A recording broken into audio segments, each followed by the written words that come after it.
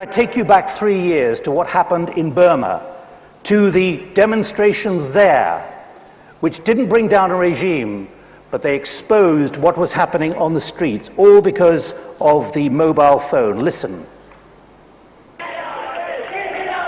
Foreign journalists are banned from Burma. That we can witness this extraordinary uprising is thanks to technology. People are getting pictures out any way they can.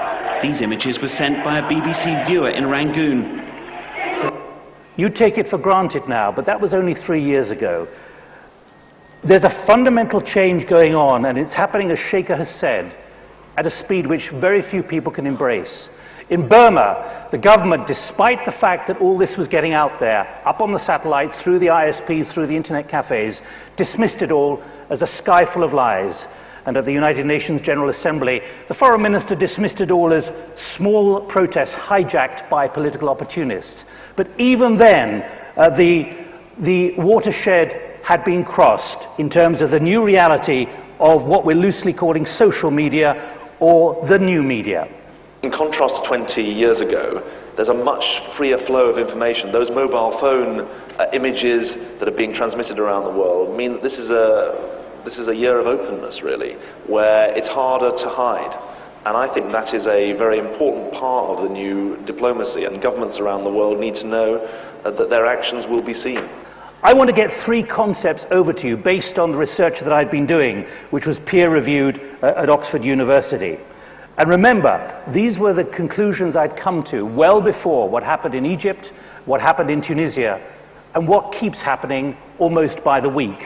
First of all, this new technology is creating a new vulnerability, fragility, and brittleness of power. And that's what we've seen in recent weeks. Secondly, it's forcing a new accountability. It's forcing those who believe they control information to answer. Not only to answer, but to answer almost immediately. And because of the speed at which the public is now getting this, particularly on smartphones, which is the new proliferating technology, the public makes up its mind very quickly. It has a perception very swiftly, within minutes, of something going on, and they begin to build that perception, and often it's unwavering and cannot be changed. That is my third point. It is therefore creating, for those in positions of power and responsibility, whether corporate or governments, a deficit of legitimacy. The public are saying, do they really know what they're doing? Do they really understand what they are in charge of? We know more than they do. This, therefore, is creating a whole new definition of the media, well beyond what you naturally assume. It's not just the traditional brands, Twitter, YouTube, Flickr. They're all traditional brands now, even if the tradition's only 3 years old or literally a few months.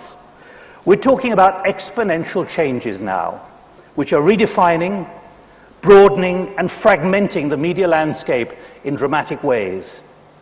I've got a proliferation of examples. Think of what happened in Iran almost 2 years ago. The BBC and news agencies like Reuters and APTN have been flooded with pictures taken by ordinary people here. They keep on filming in spite of the dangers. This mobile phone footage, which was sent to the BBC today, seems to have been taken yesterday. It shows doctors and nursing staff at a big Tehran hospital supporting the protest. I can only remind you of what happened when Neda Sultan, the 26-year-old philosophy student, was shot by a sniper. I need to remind you because it's exactly what happened in Egypt and Tunisia, particularly with the self-immolations. The speed at which this image from somewhere on the streets of Tehran got out there, recorded on a phone, 5 minutes later it was on YouTube and Facebook. Within hours, it had become one of the most potent threats faced by the Iranian regime in 30 years.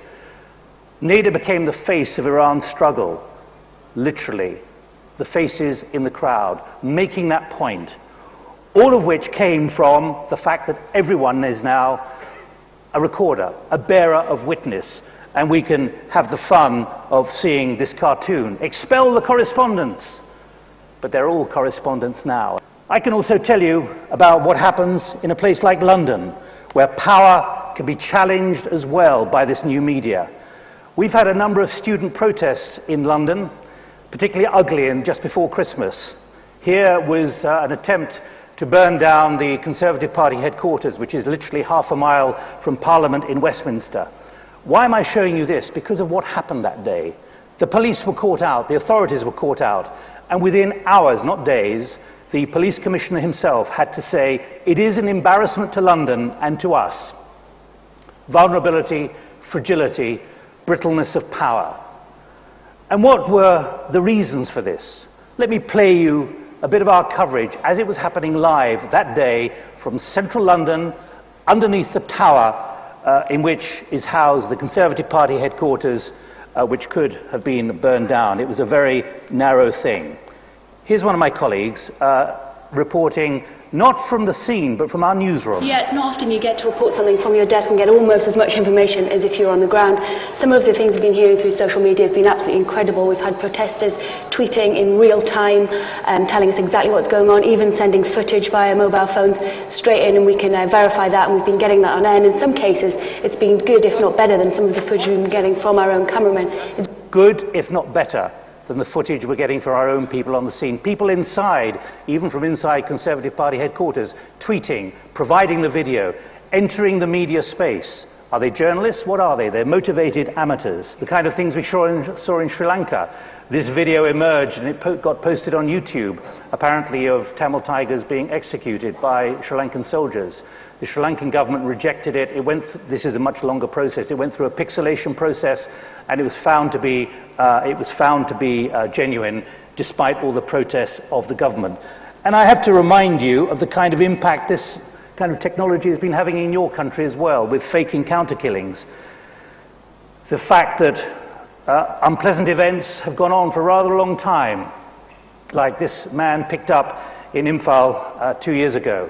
And the images were there on in the public space because they'd been taken by somebody, including the man after he was shot dead. This, in its own way, has also had an impact on policy on fake encounters, and I'm told that 90% of them have now been reduced. Let me tell you, I've been pretty critical and pretty negative so far. The mountains are beginning to move among those who believe that they understand this, but the mountains are moving at the top, not further down.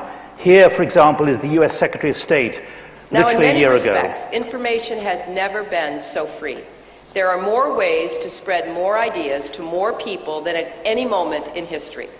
And even in authoritarian countries, information networks are helping people discover new facts and making governments more accountable. Making governments more accountable. And that is central to what I've been trying to get over in the last half hour. That there's a fundamental change at work, with the system being turned on its head, creating this vulnerability, fragility, and brittleness of power.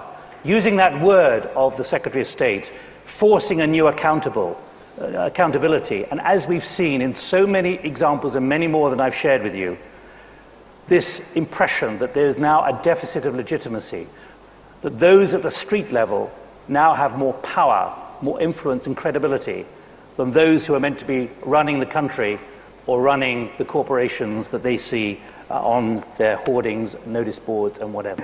Those in positions of power are caught wanting and often are put under immense pressure, which never goes away, either for their jobs or for the reputation of their company or government. In simple terms, this is where I see things now. The hours, well, we can say 24 hours, impact. How do we measure the impact? This is the mindset that there tends to be. We can cope with it in 6 to 8 hours, where the information edge is. That's our comfort zone. But the change in the dynamic is this way. Much higher impact for ever-shortening time periods. The information edge has moved virtually to 1 hour after a moment of crisis or tension. And now everything is moving essentially towards zero. That's why there's tension up in the top left-hand corner. The greatest impact of this new media and the shortest timeline. That surely is what the media should be about. It's what all the digital technology should be producing, forcing that accountability. But in this space, what is the dilemma for anyone operating? It's what I call F3. You can be first into the space, You can be fast into the space, but how flawed are you when you enter it? That's the dilemma that this new fifth estate, this new social media is creating.